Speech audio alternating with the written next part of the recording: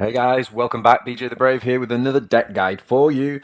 And today we're returning to our Budget-ify series. And for those who are just new to the channel, what we try to do in this series is basically take each of the factions and look at how we can get a decent deck quite early on in your collection. So if you're new to either new to the game or maybe you're just new to that faction because it's your second or third faction that you're starting to collect for, what this does is it gives you a deck that you can quite quickly acquire. There are no legendaries in this deck. There are a total of 2 epic cards only, and the rest are made up of mainly commons with some rare cards. So you can get this deck quite quick. But not only that, what I try to do is build the deck in a way that will can evolve as you do unlock more of the collection. It will allow you to kind of build not only on the cards that are already in the deck, but also on the play style itself. So you can start to get familiar with the kind of play style that you're working towards and get using that as early as possible in your collection. So with that said, let's dive in. This is our budget orc deck. Now, there are a few cards that you could kind of I've got a few one-offs in here that you could kind of make 2, and so there are a few things you could switch around. But overall, this deck is pretty good. Now, the 2 epics that are in this deck, which we're going to start with, are the Green Horde. Now, the Green Horde is probably, right now, the #1 most central card to the Orc faction. I play it in my Orc Control deck, which is like top 30 on ladder. I've played it and seen it played in all of the sort of best Orc aggro decks and in the mid-range ones too. So basically, in any Orc deck, pretty much this card is going to be a kind of key part of the synergy. And in true Orcish fashion, what this basically allows us to do is to swarm the board with troops, swarm the board with Orc units. So that's why we have included it. So obviously, in terms of collecting, this is going to be the first thing you want to spend your wild cards on, or need to kind of look for early on in your collection to be able to play it. But as I say, these are the only 2 epic cards in the deck. Okay, so the Green Horde gives us a 2 discount to every other troop unit that we play this turn. So what that means is that our Grots, which have tied 2, so we can get out 3 of them for 0 mana on the same turn as the Green Horde. We have our Slugga Boy and Stormboy combination. Both of these are 2 drops, as in they cost 2 energy to play. Of course, the Green Horde, we've just said, discounts it by 2. So again, you'd be able to play Slugga Boy, and because it's tied 1, it puts another Slugga Boy in hand. So you can play 2 Slugga Boys for 0 mana, and it's the same with the Stormboys as well. So overall, the combo that we're looking for is the Green Horde with kind of 1 or 2 of those, and the Grot. And potentially with Ardor's Nails. What Ardor's Nails does is it gives +2 to all units, including your War Boss, by the way, so it's a nice little bit of heal. Which is useful because we are going to be going to face with our Lord quite a lot in this deck. But what that means is that you can have these amazing turns where you do Green Horde and then you play Ardor's Nails on the same turn and everything gets +2. And so even if your opponent has what we call AoE, which is Area of Effect spells, which are really good at wiping out lots and lots of units at once, it tends to fail when you've got Ardor's Nails on because of that +2 health. It enables your board to survive, basically. So that's another good synergy there. We also run Gretchin Mob. These are like speed bumps, so they stop your opponent trying to race you down. They give us 3 little Grots that act as Vanguard units, which means our opponent can't bypass us. And the good thing with the Grots is, yes, you get 3 of them, all with Vanguard, but if you play Ardor's Nails, that 2 health becomes 5 health on each of them, which essentially gives you, sorry, not 5, 4 health on each because it's +2. So that essentially gives you 12 health worth of Vanguard defense, which is really cool. Grot Tank's just a really solid 3 drop in there. You can just drop this on turn 3, good tempo card. It stands up well to other 3 drops in the game. You could, as you unlock spanners, you could put spanner units in. There's a good synergy there with Grot Tanks, but you don't need the spanners in this build. It's just a solid unit on its own. One thing to say with the Grot Tank is just be mindful of the unstable thing. When it dies, it does deal a little bit of damage to adjacent units. It can deal 0 damage, so it might not. But you should always assume it's going to do, like, you know, some damage. And I tend to try and play it next to my Lord and then play my other troops on the other side to keep them safe from it. The Hornhelmz Boys, you can drop this unit on turn 3 to just keep tempo going if you haven't got the Grot Tank. But what you can also do is, for example, on turn 5 or turn 6, if you do Green Horde there, you can actually play out 2 or 3 of these along with the 2 drops that we mentioned and the Grots that we mentioned earlier, giving you an unbelievably powerful board presence and probably win the game if your opponent can't deal with it. We do run 1 Proper Killy. This is the first card where I say you could run 2 Proper Killies. It basically allows your Lord to essentially do 8 attack in 1 turn because it gives +2 and it allows him to attack twice. So it's quite a nice finisher as you start to chip away and you've got your enemy Warlord down to low health. Sometimes this can catch them out and help you kind of win the game. Also in a pinch, if you do start to fall behind, hopefully you're not doing with this deck early on in the game because you're putting out a lot of early game troops, but if you did start to fall behind, you can use Proper Killy sometimes to kill 2 enemy troops to kind of help clear the board. We have Shoota Boy, another good synergy. Once we've flooded the board, we then drop the Shoota Boy. As everything attacks with their melee attack, this card says deal 1 damage to a random enemy. So it just basically shoots off lots of little pings and helps you do more damage. That includes the enemy Warlord, so it can help you chip away at his health to win the game, but also obviously those pings can help to remove enemy units as well. So Shoota Boy is a really solid choice in here. The Banner Nob, again, we've built up this board of smaller, cheaper units, and you can just drop the Banner Nob in between them, and he gives a unit on each side of him +1 melee and +1 range, and again including your Warlord, so that's something to bear in mind with the Banner Nob. No Mukkin About just gives us some hard removal. If we're overwhelming our opponent, they might try and throw in a big Vanguard unit to try and slow us down, and often you just No Mukkin About and it basically just destroys it. So some good hard removal for cheap, and again it's only a rare card, so you should be able to get these pretty quickly. Skarboys, these are commons. They've got good synergy with the deck because what we do again is as we've built the board, then we drop the Skarboy on the turn that next turn that we're gonna attack. As everything attacks, a bit like the Shoota Boy, it gives you a benefit. This guy gets +1 melee attack, and you can basically build up a really meaty unit. Which, if they can't deal with, he's got 5 health for 4 energy, which is pretty good. If they don't deal with it, then you've got a really big unit to kind of go and hopefully hit enemy face and help you towards winning the game. So we run 2 of those. You could interchange them with another Banner Nob if you've got one, or another Proper Killy, but I think 2 is not bad to start with. As I say, it's got really good stats anyway for a 4-drop, so even if you didn't trigger any of its abilities, it's actually still got pretty good stats for a 4-drop. Next up, we got the Big Krumpaz. I like this card. It's not everybody's cup of tea, but I actually run 2 of these in my top 30 control deck at the minute. It's a common card, and it has a decent body, and it deals 3 damage. So it helps as you're building tempo, which means you're constantly putting pressure on your opponent, maximizing the spending of your energy. This card comes in and does that really, really well. So it's a really nice tempo card. It can help you remove something important, or it can help keep putting that pressure on the enemy Warlord. So I run a Big Krumpaz. You could run 2 of those. And then we've got the Boomdakka Snazzwagon. The Snazzwagon's pretty good because it allows you some pretty good removal. It's a flanking unit, so again, if there's a unit that you just need to get rid of, including an aerial unit like a flyer, because it's got 5 ranged attack, I find this card quite helpful for that.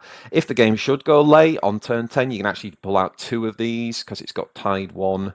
You know, the Snazzwagons are quite good all-rounders in the deck. You could get away with just running 1 of them if you wanted to run like a different card instead, but I quite like them early on in the collection for their flexibility. And last but not least, again, you don't have to run this if you don't have the card. It is a rare card, so again, not too difficult to get, but it just helps at towards the end of the game. It just gives you a nice big meaty body that the opponent has to deal with, or otherwise he's going to end the game probably with his 8 attack.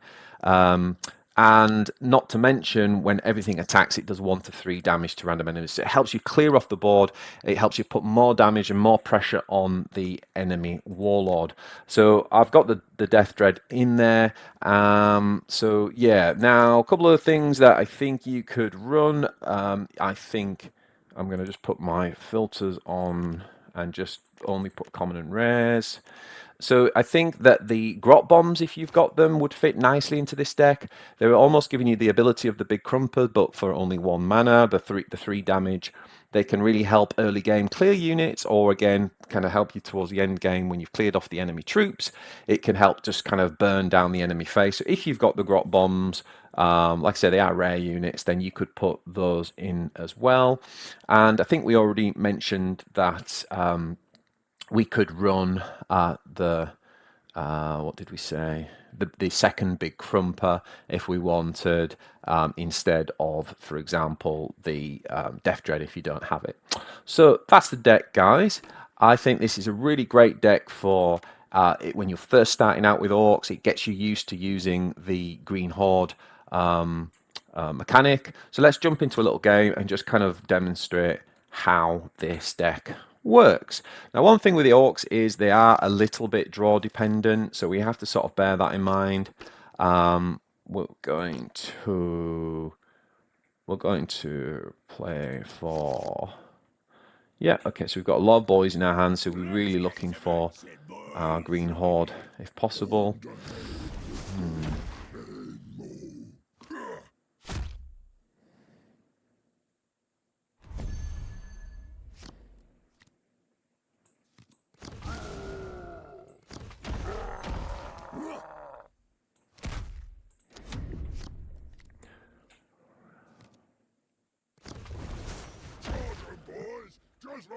Wasn't banking on an Orc mirror match.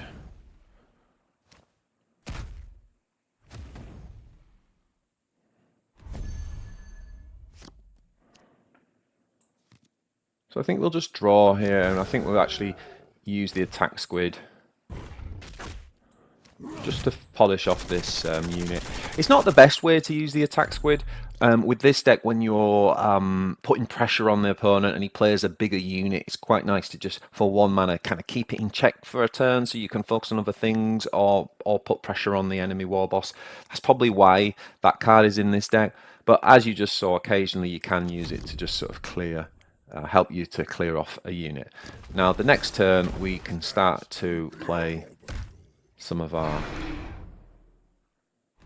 cards out. So here we go. So now we're going to do this because we still haven't got the Green Horde.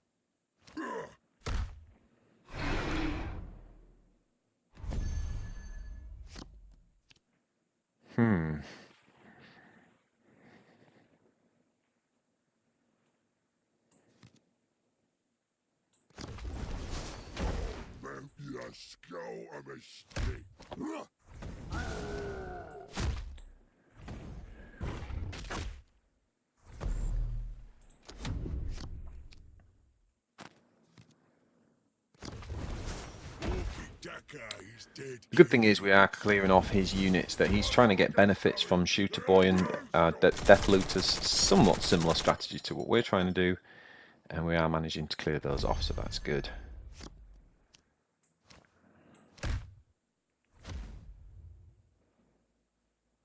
So let's try a Big Krumpaz. Does it hit?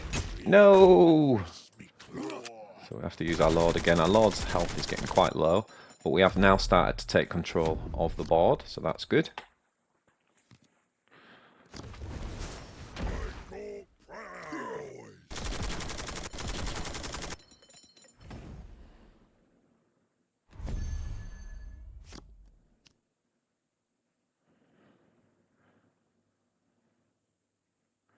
So we could actually save our big guy. Obviously, we could trade there with the Dreadnought, but I think the other thing here is a good chance when you've got a big unit and you've got No Mukkin About in hand, it's always good to use it there. So we're going to kill that instantly, and we're going to drop the Grot Tank instead and put a little bit of pressure on our opponent.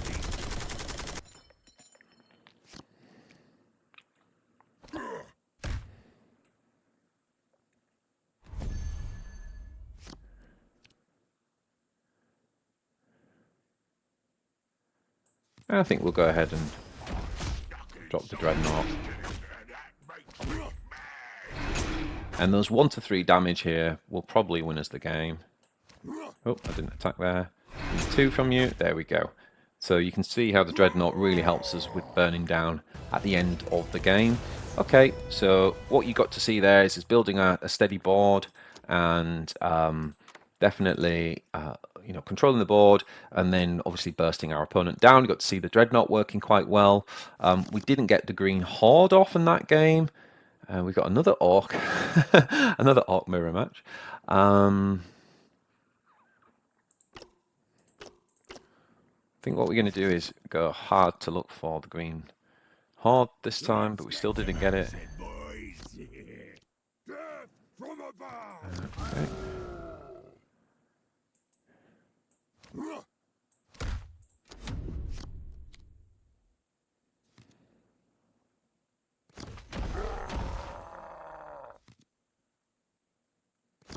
I'm glad he played that before we dropped the Hornhelmz Boys.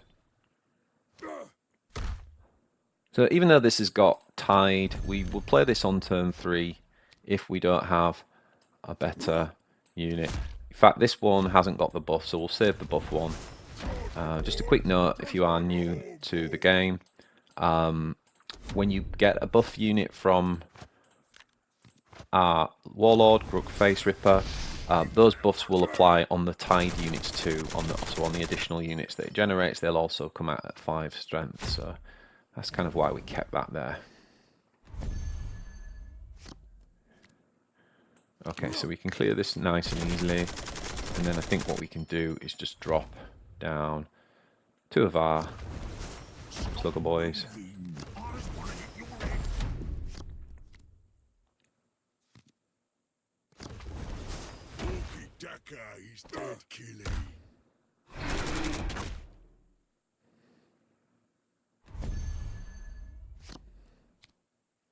Okay, so quite a nice thing to show you here is we can drop our Shoota Boy, and as these guys attack with the melee, it has to be the melee attack to trigger the mob ability. It pings for 1.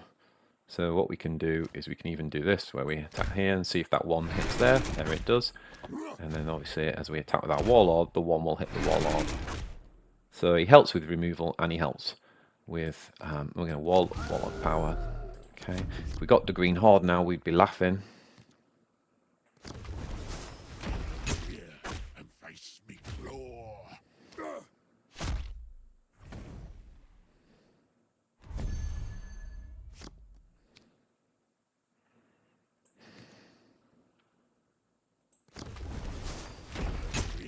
Oh, we missed again. So this is a good opportunity to show Attack Squig actually. So we didn't get the 3 landing on here, so we've got a position where it'd be quite awkward in terms of trading. So what we're going to do is just use this to stun his Krumpa, and now he can't attack, and that buys us a turn to basically, you know, respond properly to how we want to remove this. I didn't actually attack with this guy because I think I want to keep him on the board.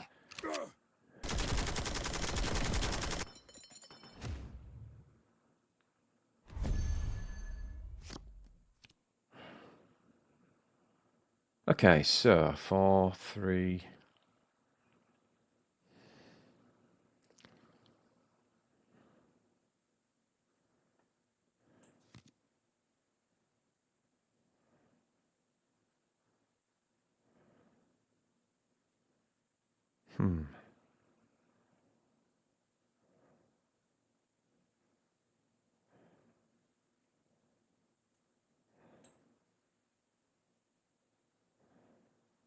I think we're just going to drop 2 of these.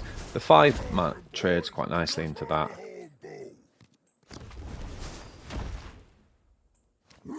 I think we're going to trade with our range attack here and just go face with this. Nice.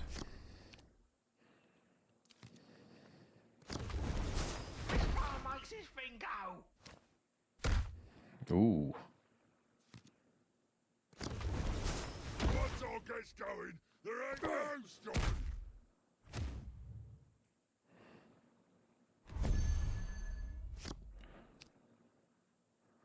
And we've got a nice, easy win. Obviously, they would have traded really well if we needed to go another turn, but we didn't, so we take the game. Still didn't get the Green Horde off to show you.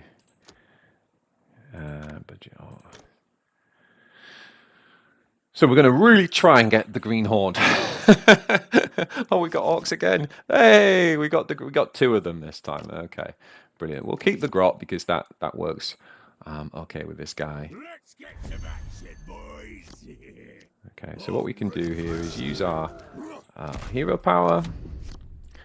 It's great hero power, it really is. I think it's the best Orc War boss, and that's the good news as a beginner. If you're doing Orcs, the nice thing is the starting war boss that you get is actually the best one. So, yeah, it's pretty cool.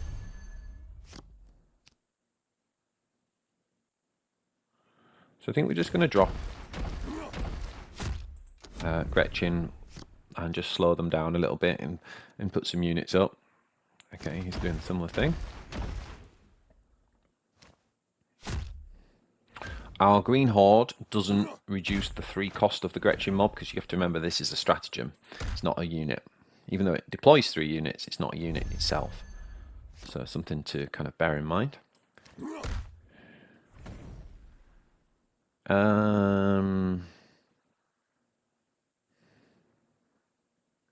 Yeah, I think we'll just kind of like do it again.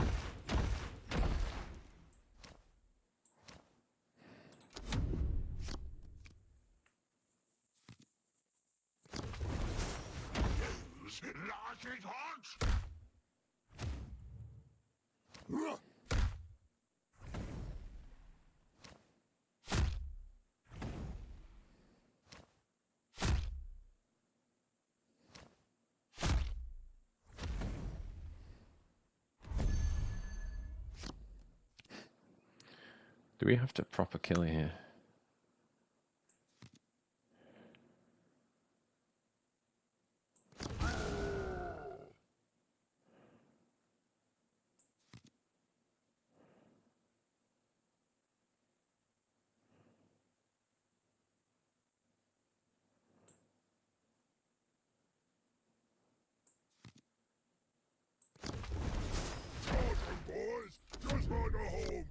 We're getting out-hoarded.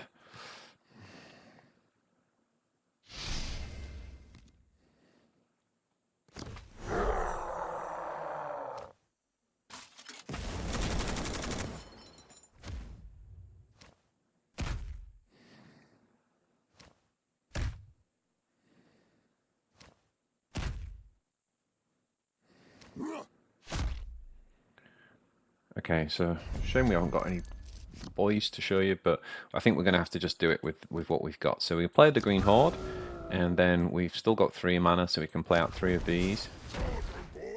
Usually we have Slugga Boys or Stormboys, but this is pretty good because we've still got all of the Grots.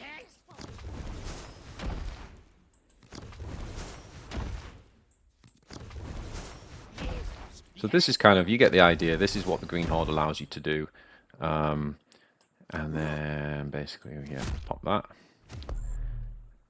And so it allows us to completely fill the board. As I say, usually we would be looking to have at least one Slugga Boy or Stormboy in hand.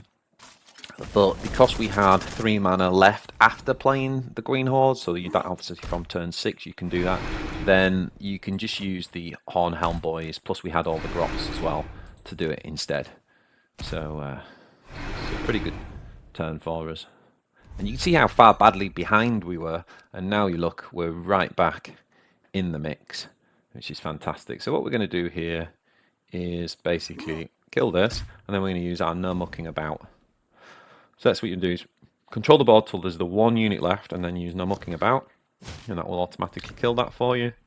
And then we're just going to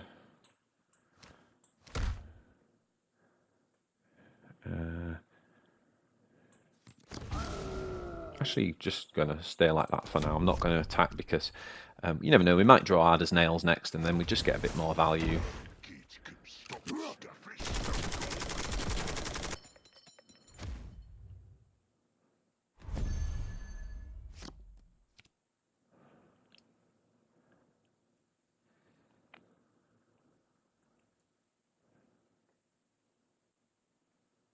Let's have some fun. Stuck inside this thing and it makes me mad.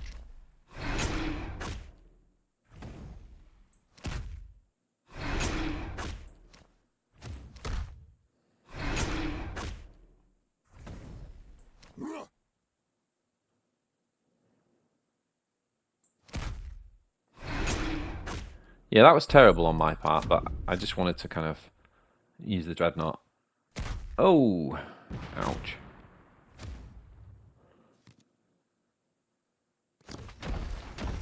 We got thumped. You're not working. Then I hits it harder.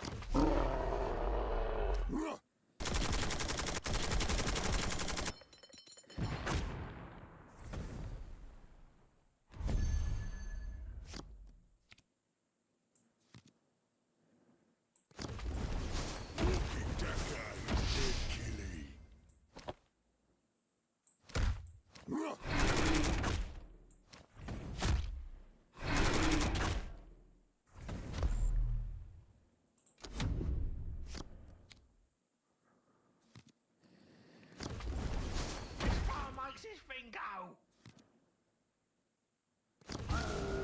GG. That was a very close orc off.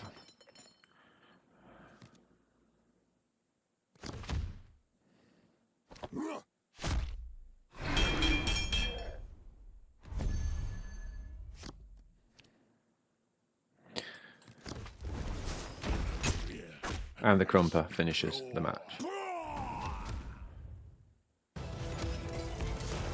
Okay, so there you go, guys. So slightly unlucky that we got three orc players against, because obviously they could do quite a good job in the early game of matching our tempo.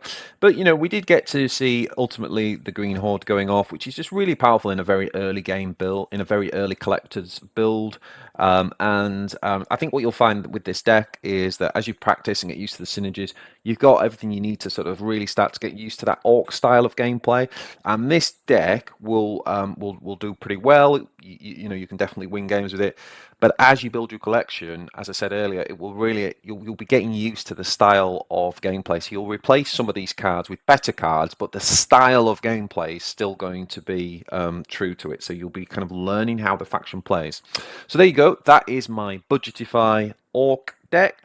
Let me know in the comments what you think, how you get on, if there's any key changes you found that kind of maybe work for you, or any preferences or ideas or suggestions that you've got for improving the deck. Love to hear about that down in the comments. If you did like this content, please pump the like button for me, and why not subscribe to the channel? This is going to be a pure Warpforge channel. We do all sorts of stuff from budget decks up through to like meta reports. So yeah, I really appreciate all the support you can give me, and we'll keep making these videos for you. All right, guys, until the next one, take it easy.